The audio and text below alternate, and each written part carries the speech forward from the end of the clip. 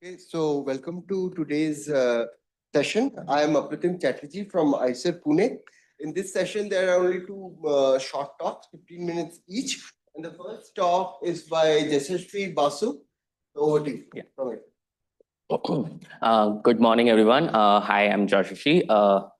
It's always nice to come to Bangalore to conferences, and especially because it's a PPS conference. Today I'm going to discuss a project of my PhD where I've worked with Kinesin-1. Kinesin-1 is a plus-directed microtubule-dependent motor protein with a distinct motor domain, coil, and the tail domain. And with the help of its catalytic head domain, kinesin can walk along microtubule tracks in the presence of ATP with a single molecule velocity of 400 to 800 nanometer per second. In vivo, however, kinesin work collectively in numbers and in vitro, we study this collective microtubule transport with the help of a gliding assay. So a typical gliding assay involves motor proteins bound to the glass surface and microtubules binding to the motor proteins. So since the motor proteins are stuck to the glass surface, it can't exactly move, but it can generate the force. It can generate a force while walking on the microtubule tracks.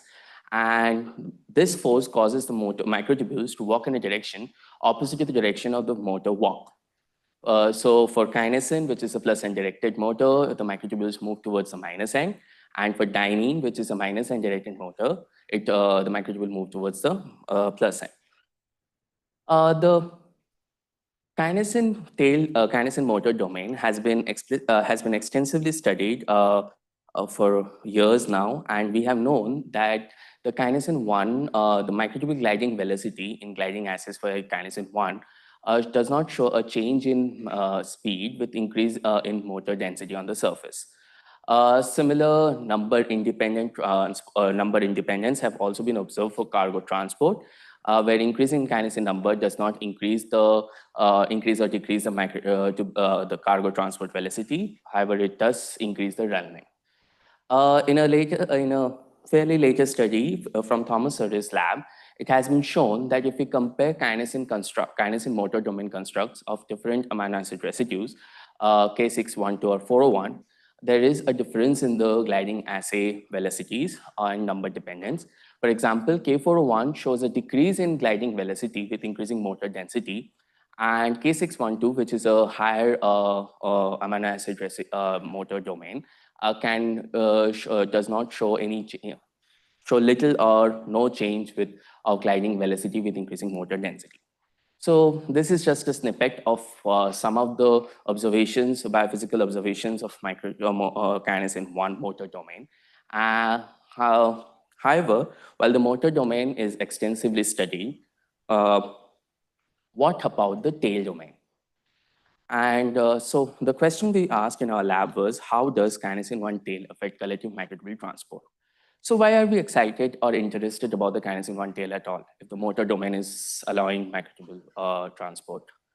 So kinesin tail has a residue, amino acid residues 914 to 936, which has been shown to bind to microtubules independent of ATP. And these residues are highly conserved across evolution. This has been shown to bind to microtubules in both in vitro as well as in vivo, where human kinesin-1 tail peptides have been shown to bind to microtubules and observed in the pellet along with microtubules. On the other hand, in cells, if we delete the motor domain of kinesin-1 and study the colocalization of a CFP tagged kinesin-1 del motor construct, we see successful colocalization of the CFP tagged protein on YFP tagged tubulin as spherical green blobs, as you can see. So we wanted to know, how does this tail empty binding compare to the motor domain, and how does this particular domain affect driven collective microtubule transport? This dual empty binding property allows kinesin-1 to bind to two populations of microtubules, which leads to sliding, and this can cause microtubule bending and buckling patterns, as you can see in these cells. And as a biophysics lab, we were very excited about these bending patterns because microtubule has a persistence length of the orders of 1 millimeter compared to actin, which is 1 micrometer. So for such a stiff polymer to show bending patterns was indeed exciting for us. However, while the tail domain has not been studied in gliding assay setups, there has been some reports where if we introduce a non-motile microtubule binder on glass surface of gliding assays, for example, in this case, where they have specifically bound biotinylated microtubules on streptavidin coated surface. So microtubules are bound at one end by the kinesin protein and on the other by streptavidin biotin interaction, can show buckling patterns, and this can increase with increasing microtubule length. Similar such pinning by non-specific artifacts can also show empty beating patterns. This particular patterns is not just limited to kinesin, but also to dynein, as we have seen in our lab, where if we have a gliding assay setup where microtubules are bound to one end by the cytoplasmic dynein and to the other by streptavidin biotin interaction, we can see wave-like oscillatory patterns. And these patterns can change based on the microtubule length as well as the microtubule motor density. So what I wanted to address in this particular project was how does the Kinesin-1 tail affect collective microtubule transport? So to do that, I used two different kinesin constructs. Drosophila kinesin heavy chain, K980, with all the residues of the heavy chain, motor, coil, and the tail, and a truncated motor domain construct with the motor domain and the dimerization domain, which can just cause dimeric motor domain capable of transport, but just the motor domain. So if you see in the presence of ATP, both these setups can show actively gliding microtubules. However, if we observe these microtubules carefully, not even carefully, you can just see the patterns appearing here. So when we tried to systematically categorize these patterns, we observed different patterns like bending, oscillation, loops for K980. For K401, however, we saw straight processive gliding microtubules, which we normally expect or should see in a gliding assay setup. We tried to quantify these patterns with the help of a bending factor estimation. Bending factor is effectively defined as the ratio of end-to-end length versus the length.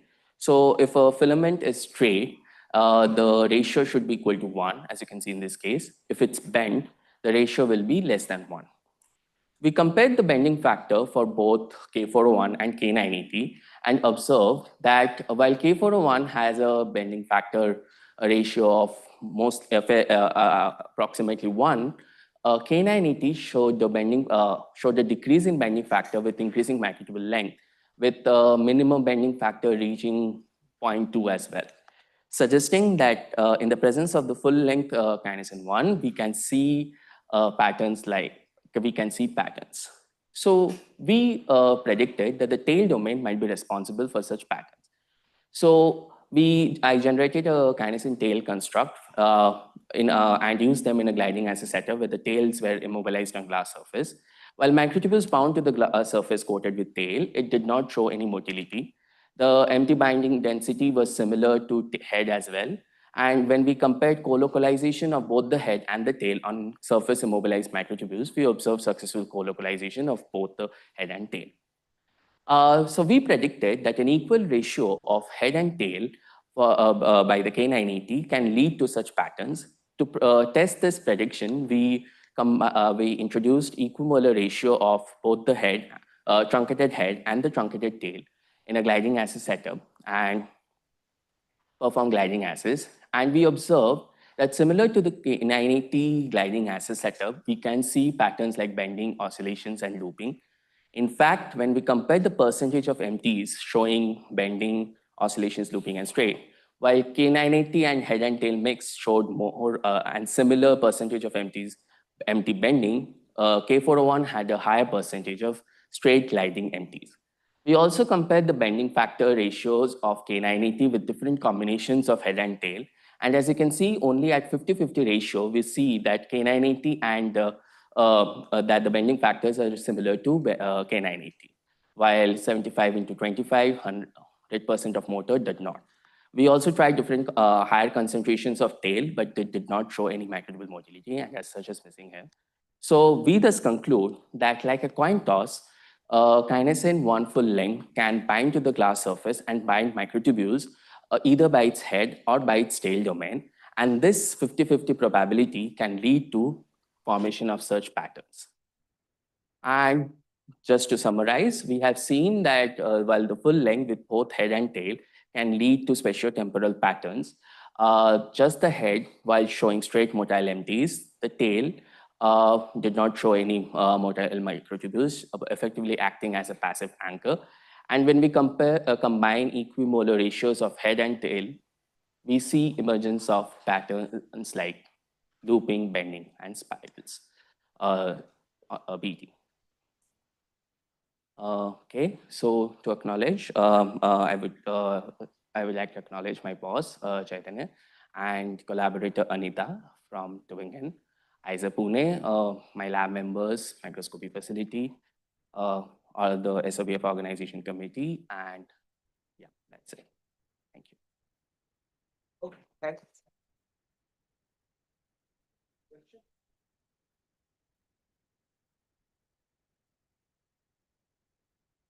questions?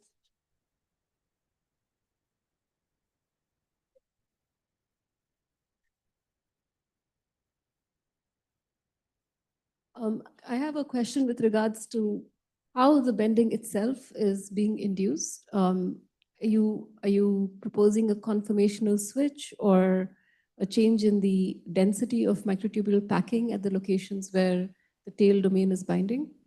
So no, we have no specific method to just introduce tail at specific regions. It's just uniformly co-localized across the glass surface. So it's stochastical random binding of microtubules either on the tail or the head. And how is the bending induced? What is the... So it's just microtubule motion. In the presence of ATP, microtubules will glide due to the motor activity. And when the microtubules are bound to both heads or just head, it will show gliding microtubules. But when there is a pinning side, like in this case, the tail, it will lead to a stoppage, and that stoppage can lead to pushing of the microtubules and cause bending Wait over here. I presume these are 13 protofilament microtubules? Yeah, this is called brain microtubules.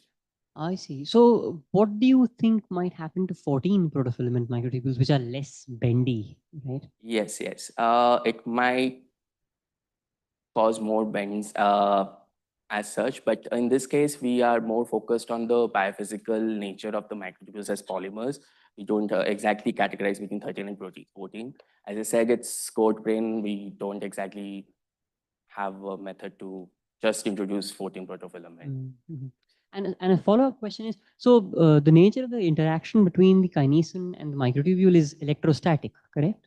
So, I mean, I'm just thinking, would an electric field, a strong enough electric field, be enough to knock a kinesin off a microtubule? Or am I thinking about this the wrong way? It might, but I'm not sure about what will happen because I don't think we have seen gliding assays setups where microtubule and kinesin motion are observed. So in that case, what will happen to the gliding assay setup as such, I'm not sure. But in this case, so if you go with this particular scenario, the head and tail, we have tried to introduce different concentrations of salt to introduce to see what happens if we increase the salt concentrations. While in the presence of just the tail and the head, there is some increase or decrease in motility patterns, motility velocities. But for the tail, we see dissociation of microtubules, but not any gliding or diffusion. Any more questions? Not, then let's thank the speaker.